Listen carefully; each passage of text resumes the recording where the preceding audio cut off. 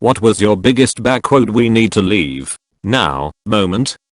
When I was 15, a friend and I went for a lot of walks around town. Small town, around 5-6k people. We were going to the cyber cafe in town to meet a few friends, and we often took different streets to get places, just to keep it interesting. We were about to go to Main Street off one of the side streets, and a man on a bicycle approached us. He got off his bike and asked us a couple small talk questions. Something didn't seem right about him. He was probably mid-40s.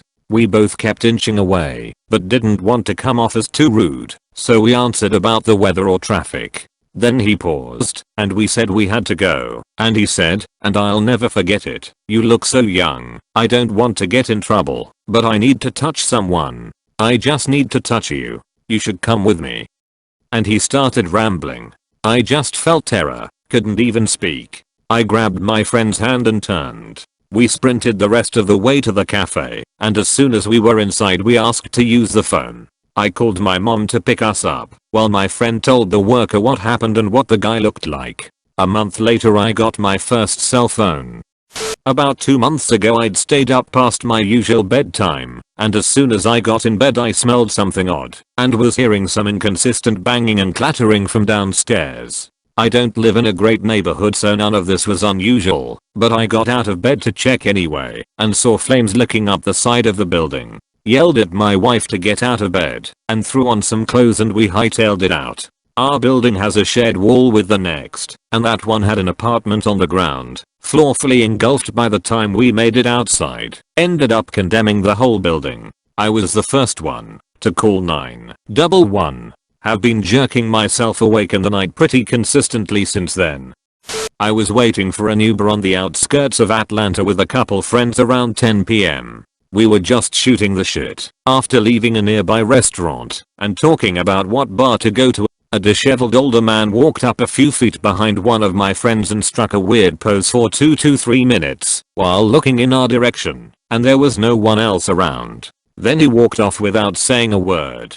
He came back a few minutes later and sat down on the sidewalk about 5 feet away from us. At this point I'm just wondering if he wants something from us, because there was absolutely no other reason to plop down that close to us on an empty sidewalk. Then a small sedan pulls in a nearby parking lot, parking behind some bushes in the spot closest to us, and consequently furthest from any of the shops in that lot. I only noticed because I happened to be facing that direction, but then saw 6 guys pile out of the sedan and immediately cross the street directly towards us. I realized there were not any shops or restaurants still open nearby. It suddenly occurred to me that the strange dude might have been sizing us up when he was watching us earlier, and he came back to mark us. We were all dressed nice with smartphones out and watches visible, basically the fanciest stuff we had for a night out. Right as I started to speak up that we should head back towards other people, our Uber pulled up to the curb. As we drove away, I watched those 6 guys talking in a circle where we had just been standing, and then they crossed the street again and got back in their car.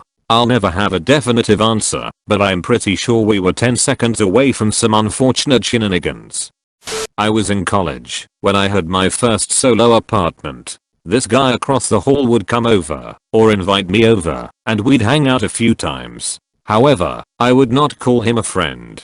One night he asks me to loan him some money. In addition to not wanting to loan him money, I don't really have any, so he proceeds to ask for a ride to see his girlfriend because she has some money for him. I agree. We arrive at our apartment and a small party is going on. When we walked into the party, everyone immediately shuts up and stares at us. He runs off to find his girlfriend, who I find out is his ex-girlfriend. It is awkward because I'm kind of this guy's friend by association, and I'm getting lots of angry stares. He gets into an argument with her, and we are basically thrown out of this place. He then asks if I can take him to another part of town. He owes another guy some money and needs to go talk to him. We proceed to an unfamiliar part of town, and he instructs me to park in a fairly isolated spot.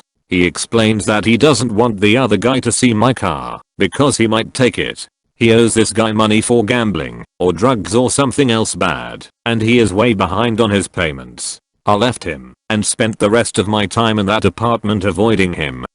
About a decade ago, I was driving my Miata with a friend to a track about 4 hours from home. We left after dinner the night before, so we could wake up there and get an early start. About an hour from our destination, 11 PM, a crazy summer storm hit, heavy rain, high wind gusts, lots of debris. I told my buddy that early 90s windshield wipers couldn't keep up, I couldn't see shit, and I just felt like I was white knuckling the steering wheel. I decided to hit the exit. We'd get some late night food at a Waffle House and wait out the storm. We sat down and I had a TV in sight and I was casually watching. Almost immediately, a weather map came up and showed a tornado pass right over where we would have been a few minutes later had I not exited. When me, 11, and my mom were feeding some cows we had bought with some other people. There was supposed to be 8, but when we walked into the field they were being held at, there was only 7. Suddenly a massive black heifer emerged from some bushes 50 meters away from us and just started bolting towards us, swinging its head wildly. I literally said to my mom, I think we need to leave now. But the bewildered bovine would easily have sprinted us down and trampled us to death. So my mom stepped towards it, spreading her arms out wide and screaming bloody murder. It sounded like somebody had kicked a bull in the nuts, and it luckily was intimidating enough to make the cow stop and lumber away. I've wrote about this before. I was in a mall in Indonesia and 2 tourists seemed to be having problems communicating with the cashier at a bookstore, so I helped translate. They wanted to buy me drinks to thank me. Told them it's not necessary and I have to get back to my mom soon. They told me to meet them for dinner. Told them I have to have dinner at home. They told me to sneak out and meet them after dinner. At this point, a bookstore staff noticed something was wrong and went up to question them. My sister and I dashed off while they were distracted. Continued wandering around the mall and realized they were following us. To see if we were just paranoid, we ducked into a lingerie store, since we figured 2 men won't usually need to go lingerie shopping together. They followed us in. Ran so quickly back to the jewelry store our mom was at. The store had intimidating security guards and I guess that stopped those guys. I was 11, my sister was 10. Driving to Disney with Hubs and 2 little kids, 4 and 5. Stopped at a gas station in Tifton, at about 10 PM. Wander in a little bleary-eyed with the 2 kids looking for the bathroom. Clark looks at me funny and points. While I'm in there I hear she's got 2 babies with her man. Just let them pee and go. I grab both kids and walk straight back to the car with only a small head nod to the clerk. Hubs was done pumping gas and about to go in himself. I yelled for everyone to get in the car. I would explain later.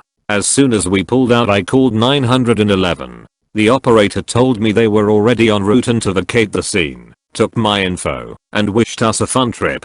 Walked into a gas station robbery with 2 little kids. Peed and left with no issues. Bad gas wasn't that bad of a guy and let us go. New Year's Eve in Moscow. I, dark-haired brown man, was drinking with my blonde white woman in a bar getting friendly with some locals who tried their best to speak English. So friendly that one of them gave us a Matryoshka doll that he was going to give to his mother later that night. They seemed a little too friendly, and maybe they just were, but at one point I went to order more drinks and the bartender, who had been watching and serving us, gave me a stern look and said, "You should leave, now." I found this a little strange and unexpected, so naturally tried to question what he meant, but his face was drop dead serious. He looked at the friendly group, then at my GF, then to me, and repeated his words. I didn't really want to take any chances in Russia and wanted to see another bar anyway, so I grabbed my girl, the doll, and promptly left.